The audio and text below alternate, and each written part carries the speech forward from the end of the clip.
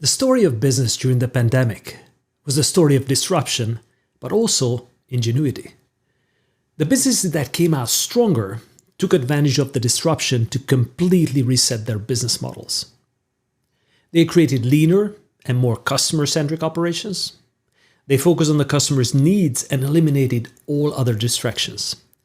From a value creation perspective, there were great lessons in how remote work became remote value creation and a complete reset for business. Here is how. The disruption impacted everyone, but not everybody responded equally well. With the benefit of hindsight, we can now see the patterns that were really hard to see in the middle of the chaos. Accenture's Trend 21 report speaks of the experience as collective displacement and do-it-yourself innovation, when known business playbooks and processes no longer work and people scramble to adopt.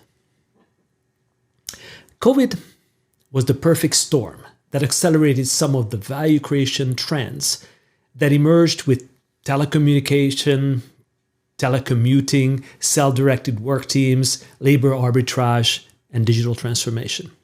The pandemic, like any crisis, will create winners and losers that ultimately can be traced back to a few factors. Here's my summary list of what drove the changes in remote value creation. Number 1, business model reset. The disruption affected every business, and the traditional playbooks were useless. Whether your demand disappeared overnight, like in the travel industry, or your customer demand quadrupled, like in sports equipment, you had to make immediate steps to change your business model or you would be out of control. Oftentimes, figuring out the necessary pivot came from the edges of the enterprise and not from central bureaucracy. Buyers started fixing their supply chain with creative contracts and vendor arrangements. In the same way, customer-facing teams reset customer expectations, renegotiated new remote service and delivery capabilities. Often all this happened in a decentralized fashion. Localized actions replaced centralized playbooks. Companies where such localized innovation and actions were encouraged fared much better than those where employees expected the answers from corporate. Number 2, major productivity boost. The first few months of the crisis caused productivity drop almost in every industry as employees moved to remote and customers and suppliers' interactions became virtual and everyone learned to conduct business in a new way. What is interesting, that after 6 months, remote employee productivity was up 40% higher than in normal times, according to some studies. Absenteeism dropped by 40%.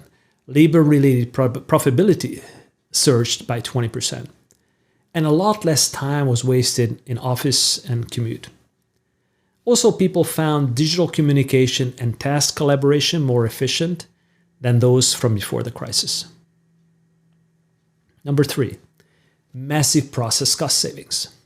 Many companies saw massive cost savings, especially in SG&A.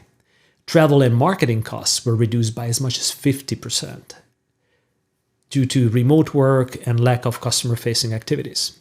When employees could work from anywhere, then they could be hired anywhere. There was a significant opportunity in global talent sourcing and remote labor arbitrage by as much as 10-15%. The productivity increase mentioned earlier allowed for less staff across the same processes. Processes were digitized at rapid scale, and this led to a 20-30% process-related labor cost savings. Now, in urban areas, companies eliminated an hour or 2 commute, which again increased labor capacity by 10-15%. But cost savings can be quite sticky. Think about it. Very few companies want to increase their costs again by 20-30%. There's a massive incentive to sustain the savings, digitize and automate the newly reinvented workflows. Speaking of workflows, number 4, workflow innovation. When the new normal playbooks got discarded, Businesses came up with new ways to service customers and keep their supply chains or service teams operating. A lot of the innovation happened at the edges of the company by those interacting on the front lines, so to speak. We have seen emergence of new, more efficient workflows as remote workers invented ways to produce the results. These new workflows are the value creation gold because they sustain the productivity gains and cost savings. Making them digital and automated is the key to keeping the higher level of profitability sustainable. This is, I believe, the key to remote value creation. And number 5, trust. What was amazing is not only that businesses pivoted and were thriving in the crisis, it was also amazing that the trust in remote workers increased in high-performing companies. The number of check-in meetings, sync-ups, task inspections gave way to Slack and Teams channels for transparency and to better analytic tools for information updates. Businesses learned to trust their remote workers to get things done. And when they did deliver the results, then leadership started to trust the new lower cost processes as well to deliver the same customer outcomes as before. Trust in the processes will make them sustainable. And in return, sustainable lower cost processes will make value creation higher. So will the productivity gains and lower cost operations lead to long-term value? Is there a permanent shift in the value creation calculus? My prediction is that companies that digitize and automate the new ways of operation will never go back to the pre-COVID level inefficient processes and cost levels. They will have lower cost and more digital business models, which is really hard for competitors to beat.